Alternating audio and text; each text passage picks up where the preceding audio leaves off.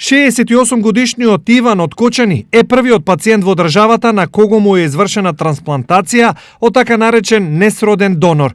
Кочанецот е со диагноза акутна миелобластна леукемија и на него му се трансплантирани хемотопоетски матични клетки. Донорот има 21 година и е од Германија. Му посакуваме успешен исход од лекувањето и упатуваме благодарност до несродниот хуман донор од Германија.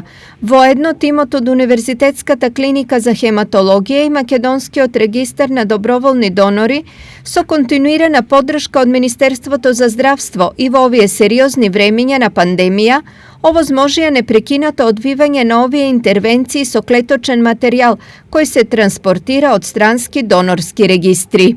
Вели директорката на клиниката доктор Ирина Пановска-Ставридис. Во меѓувреме тече кампањата Биди срцевина, биди херој и апелира граѓаните да ја покажат својата хуманост и солидарност со зачленување во регистарот, со што ќе станат потенцијални дарители на коскена срцевина.